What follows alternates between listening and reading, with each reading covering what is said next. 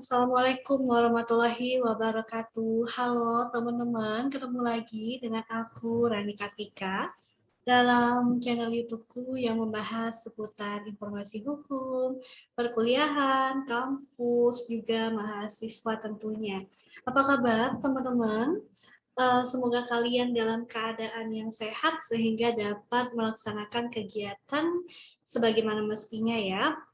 Oke, pada pembahasan kali ini sesuai dengan postinganku di channel YouTube beberapa hari lalu, aku ingin berbagi informasi kepada teman-teman terkait dengan apa aja sih bentuk atau jenis dari eksekusi terhadap jaminan kebendaan milik debitur yang melakukan one prestasi. Jadi nanti ada beberapa istilah gitu ya, pasti nanti akan aku bantu untuk menjelaskan kepada teman-teman yang menonton video ini. Karena aku tahu, aku yakin yang menonton video ini gak hanya mahasiswa hukum, tapi juga masyarakat ya yang ingin tahu informasi seputar hukum. Nah, pembahasan ini berkaitan sekali dengan kalau dalam prakteknya, misalnya teman-teman di sini ada yang mengajukan perjanjian kredit dengan lembaga pembiayaan atau lembaga perbankan gitu ya. Nah, pasti teman-teman ada diminta menyerahkan jaminan kebendaan ya untuk keabsahan juga perjanjian kreditnya itu. Nah, manakala ternyata terjadi kredit macet, maka terhadap benda yang tadi dijaminkan itu apakah benar harus dieksekusi sebagai pelunasan atau tidak. Dan kalau memang dapat dieksekusi, maka jenis untuk mengeksekusinya apa aja sih gitu ya. Mungkin kalian taunya lelang. Nah, selain lelang, kira-kira ada lagi nggak ya? Nah, itu yang mau aku share ke teman-teman. Buat yang baru mampir, aku ucapkan terima kasih karena sudah mampir dan mengklik video ini. Jangan lupa bantu aku untuk mengembangkan channelku ini dengan cara klik tombol subscribe, lalu kemudian like, komen, dan share jika dirasa ini bermanfaat. Oke, kita lanjut. Nah, ini contoh ilustrasinya aja, teman-teman. Sedikit gambaran gitu ya, untuk kita paham terkait nanti dengan eksekusi jaminan kebendaan tadi. Di mana ceritanya gini, ada debitur dan kreditur itu sepakat menandatangani perjanjian kredit. Nanti aku kasih tahu debitur itu siapa, kreditur itu siapa. Kemudian perjanjian kreditnya itu berjalan 3 tahun dengan besaran pinjaman itu 750 juta. Debitur menyerahkan 2 sertifikat tanahnya kepada kreditur sebagai jaminan hak tanggungan atas tanah. Oke, jadi perjanjian kredit diikuti dengan adanya jaminan hak tanggungan. Oke, karena dia menyerahkan asetnya berupa tanah. Tanah itu termasuk aset kebendaan, benda tetap gitu ya. Memasuki bulan ke-25, debitur mulai menunggak pembayaran kredit. Dan sampai memasuki bulan ke-28, debitur itu masih juga belum membayarkan angsurannya, alias mengalami kredit macet. Apakah dalam hal ini kreditur dapat langsung mengambil jaminan yang tadi diberikan oleh debitur berupa tanah, sertifikat tanah tadi untuk pelunasan? Nah, kira-kira begitu kan? Maka terlebih dahulu aku ingin berbagi informasi terkait dengan istilah hukum gitu ya dalam konteks pembahasan kita. Yang pertama, ada debitur, ada kreditur. Nah, siapa sih debitur, siapa sih kreditur itu? Simpelnya, debitur itu adalah orang yang berutang, orang yang memiliki utang, yang harus melaksanakan kewajibannya sebagaimana yang telah diperjanjikan, yang harus melunasi utang-utangnya tersebut. Ya. Sedangkan yang namanya kreditur itu adalah orang yang berpiutang, kebalikannya, atau orang yang memberikan pinjaman gitu ke debitur tadi. Kreditor ini berhak atas pelunasan utangnya si debitur. Nah, kalau dalam perjanjian kredit dengan perbankan misalnya, nasabah itu sebagai debiturnya dan lembaga perbankannya bertindak sebagai kreditur. Atau ada lembaga pembiayaan non perbankan, misalnya begitu. Mereka akan bertindak sebagai kreditur dan nasabah yang membutuhkan pinjaman dana tadi maksudnya itu bertindak sebagai debitur. Lalu, sesuai dengan judul tadi, oke, ada istilah wan prestasi. Jangan dibayangkan bahwa wan prestasi itu adalah saya mendapatkan hadiah karena saya melakukan suatu hal yang dapat membuat bangga orang lain atau membuat bangga diri saya sehingga saya dapat penghargaan. Bukan itu maksudnya kata prestasi itu. Dalam hukum, prestasi itu sebuah kewajiban yang harus dilakukan atau dipenuhi. Bisa berbuat sesuatu, tidak berbuat sesuatu, melaksanakan sesuatu. Nah, kebalikannya adalah wan prestasi. Apa wan prestasi itu? Jadi wan prestasi itu adalah suatu keadaan di mana debitur itu dalam keadaan cedera janji atau ingkar janji. Sehingga dia tidak bisa memenuhi kewajiban-kewajiban yang telah disepakati di dalam kontrak. Jadi dia ingkar janji atas kewajibannya yang tertuang di dalam kontrak. Itu namanya dia wan prestasi. Oke, bentuk wan prestasi itu teman-teman bisa dia tidak melaksanakan prestasinya sama sekali. Jadi dia tidak melaksanakan apa yang menjadi kewajibannya yang tertuang dalam kontrak yang telah ditandatangani. Sama sekali nggak dilaksanakan. Atau dia dikatakan wan prestasi apabila dia memenuhi prestasinya, hanya saja prestasinya itu dipenuhi dalam keadaan yang terlambat. Gitu. Atau dia memenuhi prestasi tapi hanya sebagian, artinya sebagian lagi tidak dilaksanakan. Sehingga itu juga dapat dikategorikan keadaan yang wan prestasi. Nah, kalau dari cerita tadi, kira-kira dia wan prestasi? Iya, gitu ya. Lihat, memasuki bulan ke-25 mulai menunggak. Artinya tidak terpenuhi sebagian karena udah dari bulan pertama sampai bulan ke-24 dia membayar terus kan angsuran tersebut, artinya prestasi dilaksanakan atau terpenuhi. Nah, di sini kan cerita belum selesai loh, kontrak itu 3 tahun, 12 kali 3 kan 36, 12 kali 3 36 bulan ya. Mulai bulan ke-25 katanya. Terus udah masuk bulan ke-28, dia menunggak masih. Dia belum bisa membayar. Artinya dia dalam keadaan wan prestasi tidak? Iya. Oke. Lalu ada istilah jaminan. Gitu ya. Nah, jaminan itu adalah kemampuan debitur untuk memenuhi atau melunasi utangnya kepada kreditor. Yang dilakukan dengan cara apa? Jaminan, menjamin adanya benda, aset gitu ya, yang dijaminkan, yang ditahan sebagai tanggungan atas pinjaman atau utang yang diterima debitur terhadap kreditornya. Itu maksudnya jaminan. Sampai sini teman-teman bisa pahami ya. Lalu kemudian, mengapa harus ada jaminan gitu ya? Kenapa saya minjem uang ke bank?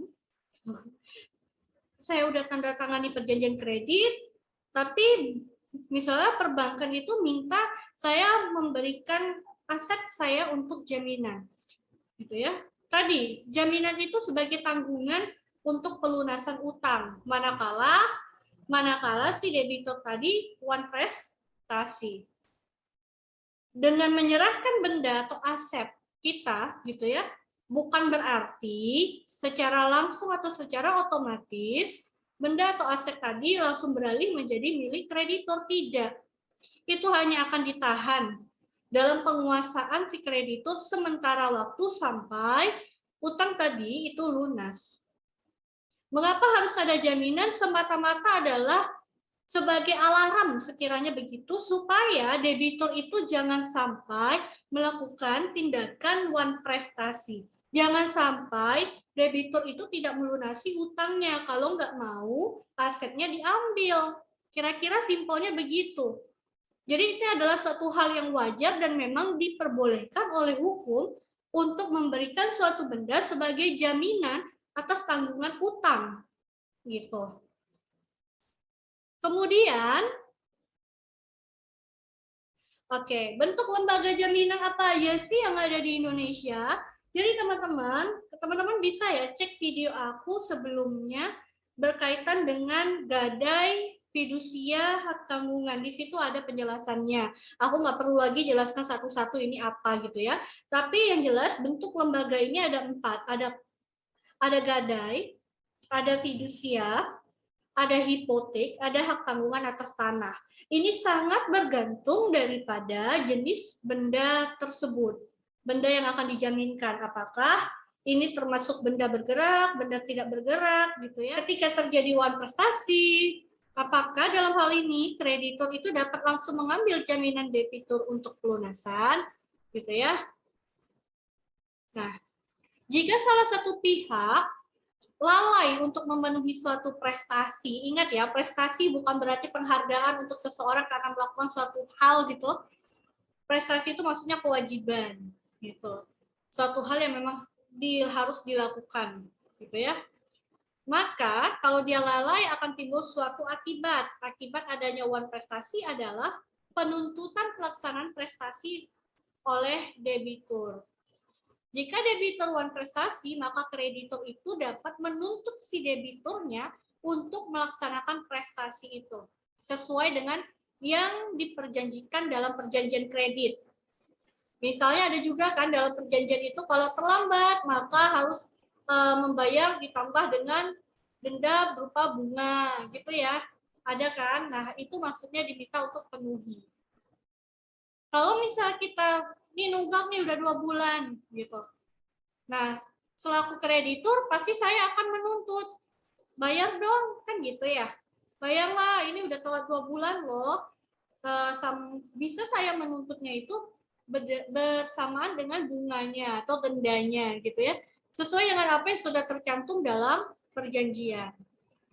Ternyata nggak dilaksanakan juga. Kita udah baik-baik memberitahu untuk segera dilunasi, dibayarkan, tapi tidak juga nih debiturnya itu mau membayarkan, maka sampai 3 kali ya dilakukan sebelum kita menuntut lebih jauh, jalurnya pakai jalur gugatan apa-apa, kita somasi dulu kan, teguran dulu secara lisan maupun tertulis agar debiturnya mau melunasi pembayaran tersebut gitu.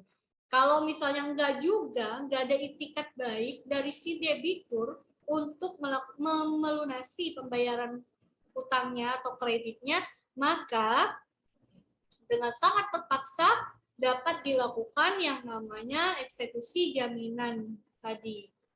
Gitu ya. Apakah harus lewat pengadilan? Enggak juga.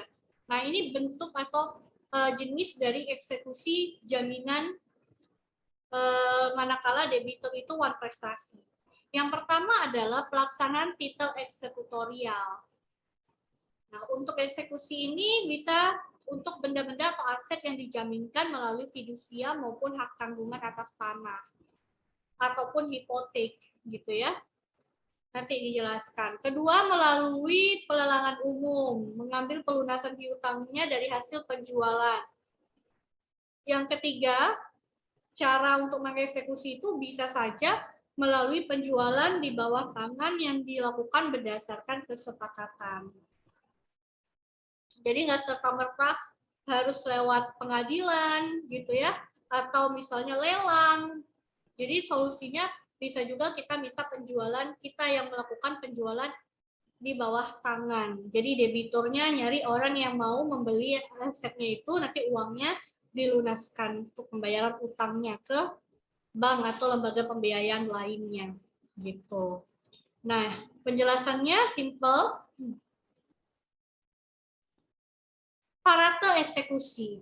Ya, jenis atau bentuk eksekusi jaminan ada parate eksekusi. Jadi parate ini berasal dari kata parat, yang artinya hak itu siap di tangan kreditur untuk dilaksanakan. Intinya ini tadi yang poin nomor 2. Ya, parate eksekusi itu berarti penjualan lelang objek jaminan itu akibat debitur wan prestasi dapat dilakukan oleh kreditur tanpa bantuan pengadilan. Seketika misalnya sudah dilakukan tahapan-tahapan sebagaimana persyaratan dari ketentuan peraturan perundang-undangan untuk debitur agar mau melunasi, tapi debiturnya tidak ada itikat baik untuk mau melunasi pembayaran tersebut, maka si kreditur gitu ya dapat langsung menjadikan jaminan itu sebagai objek lelang gitu, tanpa harus melalui pengadilan gitu ya. Melakukan penjualan umum gitu, lelang umum lah. Selain itu bisa juga berdasarkan eksekusi titel eksekutorial. Jadi eksekusi yang dilakukan terhadap objek jaminan dapat dilaksanakan karena adanya kalimat atau titel atau irah-irah demi keadilan berdasarkan ketuhanan Maha Esa yang termuat di dalam sertifikat hak tanggungan atau sertifikat hipotek atau sertifikat fidusia. Gitu ya. Hal ini untuk menegaskan apabila debitur wan prestasi, maka objek jaminan dapat dieksekusi layaknya putusan pengadilan yang berkekuatan hukum tetap. Gitu. Lalu ada penjualan di bawah tangan, bentuk eksekusi jaminan kebendaan manakala debitur wan prestasi. Penjualan di bawah tangan ini dasar hukumnya ini ya, ada di pasal 1155, 1211 KUH Perdata. KUH Perdata itu maksudnya Kitab Undang-Undang Hukum Perdata. Lalu pasal 20 ayat 1, ayat 2 Undang-Undang Hak Tanggungan. Ada pasal 29 ayat 1 huruf C dan ayat 2-nya Undang-Undang Jaminan Fidusia, Undang-Undang Nomor 42 tahun 99 kalau tidak salah. Nah, nanti teman-teman cek sendiri peraturannya. Nah, penjualan di bawah tangan itu sebenarnya alternatif lain lah, solusi lain. Banyak orang lebih memilih daripada dilelang gitu ya, lebih baik jaminan asetnya itu dilakukan penjualan di bawah tangan. Maksud penjualan di bawah tangan itu artinya si debitur nanti mencari pembeli siapa gitu ya, pembeli yang mau berminat membeli tanahnya atau kendaraannya gitu atau rumahnya. Nah, keuntungan dari penjualan di bawah tangan itu bisa jadi dia menjualnya harganya bisa lebih tinggi gitu ya, mendapatkan harga tinggi sehingga diharapkan nanti uangnya tidak hanya uangnya itu ada sisa lah dari dia pelunasan untuk ke bank tersebut gitu. Jadi sisanya masih bisa digunakan untuk keperluan dan kebutuhan hidup sehari-hari. Kalau kita milih penjualan di bawah tangan, diperbolehkan. Apabila kita pengen memang kalau misalnya dari lelang belum tentu harganya dapat harga tinggi gitu loh. Kalau lelang bisa jadi harganya pas-pasan aja bahkan kurang tuh. Utang tadi 750 juta, di lelang cuma dapat 600 juta. Nah, kalau kayak gitu 150 jutanya kan belum cukup nih untuk menutupi kekurangan dari pelunasan utang tersebut. Kita masih harus nombok lagi 150 juta kan. Jadi banyak alternatif yang dipilih adalah lebih baik saya cari dulu deh pembeli yang mau beli rumah saya misalnya. Bisa dari utang 750 juta dijual dapat misalnya pembeli mau 800 juta. Berarti kan masih ada sisa 50 juta. Kan lumayan gitu ya, ada sisa. Kalau misalnya dibandingkan dengan cara dilelang sendiri oleh kreditur, bisa jadi harganya nggak dapat harga yang tinggi. Gitu. Yang penting kalau di kreditur mah yang penting utangnya terlunaskan gitu loh. Mau ada sisa atau enggak untuk debitur nanti, ya nggak tahu juga gitu. Belum dapat dipastikan. Maka ini lebih banyak dipilih. Seperti itu teman-teman. Oke, kira-kira itu aja penjelasan singkat dari saya. Semoga dapat sedikit banyak memberikan informasi, tambahan informasi kepada kalian semuanya. Terima kasih karena sudah menonton. Jika ada pertanyaan, kalian boleh tulis dengan bahasa yang sopan, yang baik gitu ya, di kolom komentar. Lalu jika kalian ini merasa ada informasi yang penting, kalian boleh share ke siapa aja. Terima kasih. Assalamualaikum warahmatullahi wabarakatuh.